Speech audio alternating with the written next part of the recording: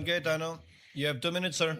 You may proceed when you're ready. Sir Presiding Officer, dear colleagues, susundan ko lang po yung kay Senator Risa, Senator Judge Risa at Senator Judge JV at yung ibang nagtanong sa admission against interest.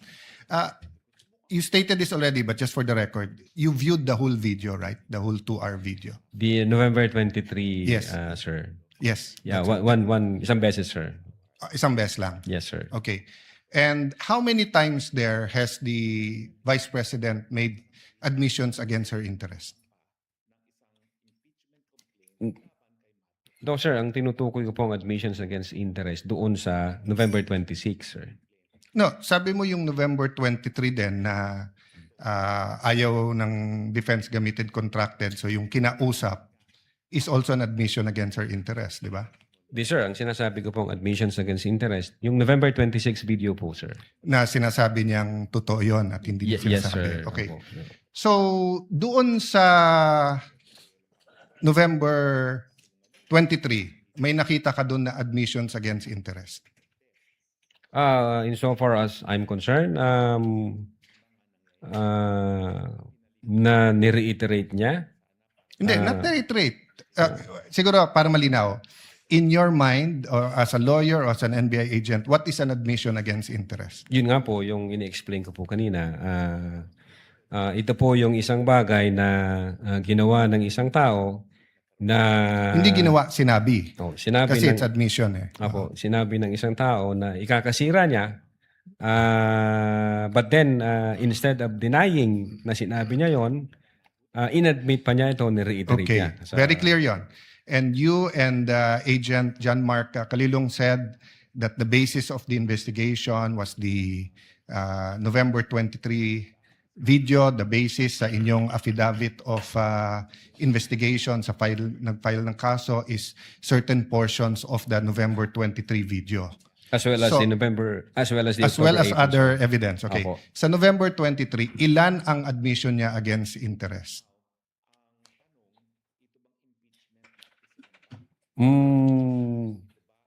Ang sinasabi ko pong admission against interest, This yung is a new November question. 26. This is a new question. If you evaluated well the November 23 video,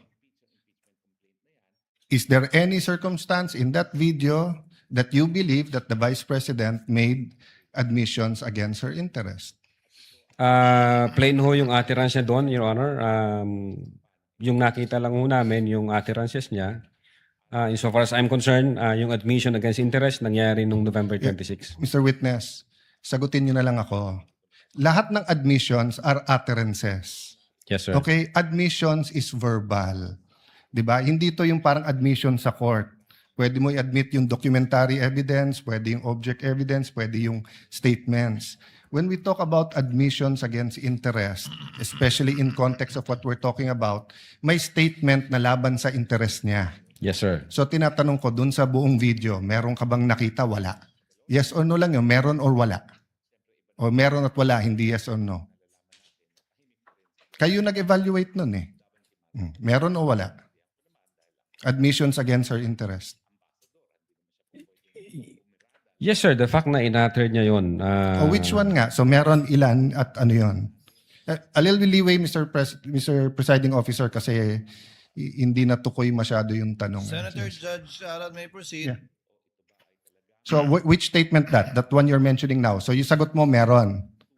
Ang understanding ko, sir, nung sinabi ko yan, I'm referring to the November 26, 2024. Mr. Witness, paulit-ulit tayo. Yes, sir. Burahin mo na yung pinag-uusapan natin you're referring to. I'm asking you a direct question. Yes, Sa sir. November 23, meron o wala bang statements na you will consider in your professional as a lawyer and as an NBI agent in charge of investigating this? Meron ba siyang admissions against interest? Ang tinutukoy ko lang po again, Your Honor, yung 26. No, I don't care. Wala po yung 23. I'm sorry. I don't care, Mr. Presiding Officer, kung anong tinutukoy mo. I'm asking you a direct question. November 23 video. Meron o wala siyang admissions against her interest doon? Attorney Lotok, yes, no, I do not know, I do not remember. We're referring to November 23. not 26. Yeah, I do not know, sir. Ang Oh, you do not know. ang nire-refer ko na Yeah, don't tell me admission- na. So you do not know. Okay. When she said, kung papatayin ako, may kausap na ako, patayin niyo yung tatlo. Is that an admission against interest? Yes or no? based on that utterance, sir, yes, I think so. Yes. O kakasabi mo lang kanina, I don't know. Ngayon, yes. O ano pa? Ano pa sa video na yon na admission against interest? Meron o wala? Or I don't know? Yung utterances na yun, sir, Sir, bukod nga doon. to me, sir, yung utterances na yun, that's admission against Sir, interest. klaro na yon. Tinanong ka na ng presiding officer, sagot mo, I don't know. Tinanong kita ng diretso na sa video, biglang you know, biglang sasabihin mo na yun utterance na yon. So ang tanong ko na ngayon, bukod doon, aside from that, Sir, ulitin ko po yung sagot ko. no, you don't need to answer. Yung sinabi ko po na No, I'm admission asking against you, interest. aside from the utterance, the statement, na kung papatayin nila ako, patayin sila, is there any other utterance during in that video that you would consider admission against In so far interest? as I remember, wala na po yun. Wala na, okay. When the Vice President said, yung pinamigay sa DepEd, isn't that an admission against her interest kung may pinamigay? Siya po yung namigay, sir? Sir, Ikaw ang nanood ng video, ikaw nag-evaluate, ako pa magsasabi sa iyo kung ano laman ng video. Akala ko ba, tinignan nyo ng mabuti yung video? Bakit hindi mo alam yung laman ng video? DSW, ano yun? Sir, pwede ko pong tingnan yung sinasabi No, niyo. so you Specific. do not know what the alaman ng video. Again, tinignan ko po ang video one time and ang nag-review po ng video yung agent on case. Yes, but you're the agent in charge and you're the one who filed the affidavit. Okay, Yes, sir. next question. Nung sinabing mag-people power, tapos ang sinabi niya, hindi yun yung solusyon. O kung nag-people power, sino magiging presidente? Kung nag-people power at mawawala ang Pangulong Marcos, sino magiging presidente? Siya, sir. Opo. Oh, so hindi ba admission against her interest din? Siguro sa interest niya maging presidente. Pero ang sinabi niya, what? I think so, sir. Okay. So I mentioned 3. So my next question. When you have an admission against interest, do you take the whole admission or you can cut it up into parts? Again, Your Honor, yung If my admission against interest is 1 sentence or 1 paragraph or 3 sentences, can you take 1 sentence and say yun lang yung admission and the 2 other sentences are not? Can you divide I think it it up? should be the whole, sir. The whole sentence. So the whole sentence niya, nung sinabi niyang kung papatayin ako, is pinagbibintangan niya yung tatlo na papatayin siya.